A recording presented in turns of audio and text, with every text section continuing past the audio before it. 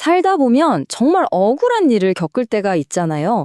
그럴 때 우린 당연히 국가 시스템이 날 지켜줄 거라고 믿죠. 근데 막상 부딪혀 보면 그 과정이 너무 복잡하고, 진짜 사람 지치게 만들 때가 많습니다. 그래서 오늘 한 실제 사례를 가지고요. 한국에서 우리가 공식적으로 도움을 요청할 때 어떤 어려움이 있는지, 그리고 그 해법은 뭔지 하나씩 파헤쳐 볼 겁니다. 그 사람이 직접 찾아왔나요? 이 질문, 이게 그냥 질문이 아닙니다. 피해자가 경찰관에게 들은 말인데요. 오늘 우리가 다룰 문제 모든 게 바로 이 한 문장에 다 담겨 있어요. 아니, 이게 도대체 무슨 소리일까요? 오늘 이야기의 주인공은 규익 씨라고 불리는 26세 여성분이에요. 이분이 1년 넘게 누군지도 모르는 사람한테 사이버 스토킹을 당했습니다. 가해자가 규익 씨의 개인정보를 어떻게 알아냈는지 그분의 개인 블로그를 찾아내서는 계속 그것도 보란 듯이 들락날락거린 거죠. 정말 생각만 해도 소름 돋지 않으세요? 자, 그럼 첫 번째 섹션입니다. 이 문제의 심장보로 한번 들어가 볼게요. 바로 사이버 스토킹. 이 보이지 않아서 더 무서운 위협에 대한 이야기입니다. 씨도 당연히 경찰서로 달려갔겠죠? 자, 여러분께 한번 여쭤볼게요. 스토킹 처벌법도 생겼는데 이 법으로 가해자를 처벌해달라. 당연히 요구할 수 있는 거 아닐까요? 아마 다들 그럼 하고 생각하실 거예요. 그런데 경찰의 대답은 아니었습니다. 진짜 황당하죠? 법이 당연히 지켜줄 거라고 생각했는데 현실은 완전히 달렸던 겁니다. 도대체 왜 안 된다는 걸까요? 자, 이제부터 문제의 뿌리를 파헤쳐 볼 시간입니다. 법에 구멍이 있었다는 건데 도대체 어떤 구멍이 개씨 같은 피해자들을 이렇게 막막하게 만드는 걸까요? 그 열쇠는 바로 도달이라는 좀 생소한 단어에 숨어 있습니다. 바로 이 도달 행위라는 법률 용어, 이게 문제의 핵심입니다. 쉽게 말해서 지금 법은요, 가해자가 피해자한테 직접 메시지든 사진이든 뭔가를 보내야만, 즉 도달시켜야만 스토킹 범죄로 본다는 거예요. 그러니까 기욱 씨처럼 가해자가 그냥 몰래 부르고 와서 훔쳐보고 정보만 빼가는 건 직접 보낸 게 없으니까 처벌이 어렵다는 이런 기가 막힌 논리가 성립되는 거죠. 이 화면을 좀 보세요. 진짜 기가 막힙니다. 이게 다 실제 사례들인데 인터넷에 내 사진이랑 개인정보를 뿌리는 거, 익명으로 나한테 욕하는 거, 심지어 나인 척하면서 내 친구들한테 접근하는 거. 피해자 입장에서는 정말 피가 마르는 스토킹이잖아요. 근데 이 모든 게 가해자가 나한테 직접 보낸 건 아니라는 이유로 처벌이 어렵다는 겁니다. 정말 너무 답답하지 않나요? 자, 그럼 이렇게 법이, 시스템이 날 외면하는 것 같을 때 그냥 주저앉아 있을 수만은 없잖아요. 우리 손에 쥘 수 있는 가장 강력한 무기는 뭘까요? 이제부터는 좀 더 능동적으로 우리가 직접 상황을 끌고 갈 수 있는 방법을 이야기해 보겠습니다. 그 무기가 바로 고소장입니다. 이게 그냥 좀 도와주세요 하는 민원이나 진정서랑은 차원이 달라요. 고소장은 수사기관한테 이거 범죄니까 당장 수사 시작하세요 라고 명령하는 것과 같은 법적인 힘을 가진 공식 문서입니다. 감정적인 호소가 아니라 이건 범죄니까 법대로 처리하라는 강력한 요구인 거죠. 그럼 이 강력한 고소장 어떻게 써야 할까요? 막막하게 느껴질 수 있는데 사실 핵심은 아주 간단합니다. 딱 5가지만 기억하시면 돼요. 자, 첫째, 누가 누구를 고소하는지. 둘째, 이 사람 처벌해주세요 라는 목적을 분명히 밝히는 것. 셋째, 이게 제일 중요한데 구체적으로 어떤 일이 있었는지 범죄 사실을 쓰는 거고요.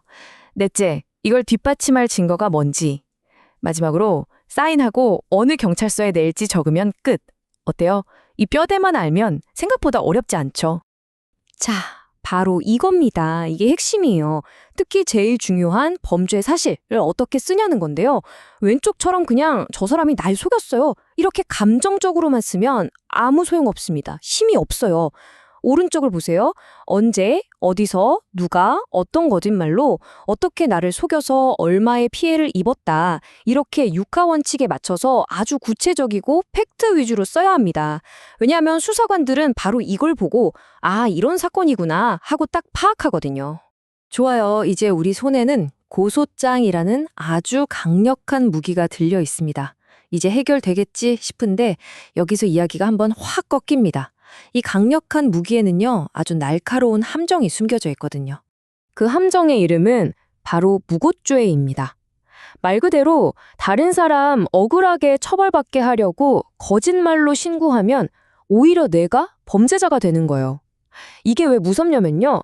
분명 나는 피해자라서 억울함을 풀려고 고소장을 냈는데 이게 잘못되면 순식간에 내가 가해자가 돼버릴 수 있다는 거죠. 이 공포감 정말 상상만 해도 아찔하지 않으세요? 10년. 이 숫자가 뭘 의미할까요? 바로 무구죄로 받을 수 있는 최대 형량, 징역 10년입니다. 그냥 법조항에 적힌 글자가 아니에요. 억울해서 나섰다가 인생이 통째로 흔들릴 수 있다는 그 엄청난 공포와 압박감을 이 숫자 하나가 다 보여주는 겁니다. 물론 다행히도 최소한의 브레이크는 있습니다. 법원에서도 내가 고소한 상대방의 무죄를 받았다고 해서 그럼 넌 무고죄 이렇게 자동으로 판단하지는 않아요. 내가 일부러 거짓말인 걸 알면서도 신고했다는 게 명확하게 증명이 돼야만 무고죄가 성립합니다. 하지만 문제는 이 과정 자체가 또 하나의 엄청난 싸움이라는 거죠. 결국 고소하는 사람 입장에서는 그 두려움이 사라지지 않는 거예요. 자, 이제 한 사람의 이야기에서 카메라를 쭉 뒤로 당겨서 더 큰 그림을 한번 보겠습니다. 이건 바로 도움을 청하는 시민과 그 도움을 줘야 하는 국가, 이 둘 사이에 끝나지 않는 줄다리기에 대한 이야기입니다. 이 화면을 보시면 이 갈등이 한눈에 보입니다.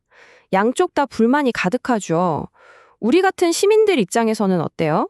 이 부서 저 부서 뺑뺑이 돌리고 일 처리 안 해주는 소극 행정 때문에 속이 터지죠. 그런데 반대편 공무원들 입장을 들어보면요.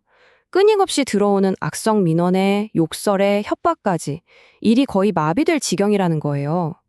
어쩌면 처음에 개씨 사건을 대했던 경찰의 태도도 이런 거대한 갈등 구조 속에서 또 하나의 피곤한 민원 정도로 생각했기 때문일 수도 있겠다는 생각이 들죠.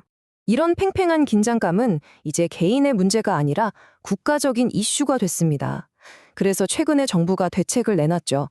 바로 악성 민원으로부터 공무원들을 보호하겠다는 겁니다. 이제는 민원 전화를 처음부터 다 녹음할 수 있고 욕설하면 그냥 끊어버릴 수도 있고요.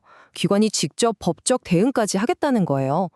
물론 공무원 보호도 중요하지만 이게 결국 우리 시민들이 도움을 요청하는 방식에도 영향을 줄 수밖에 없다는 점은 생각해 봐야 합니다.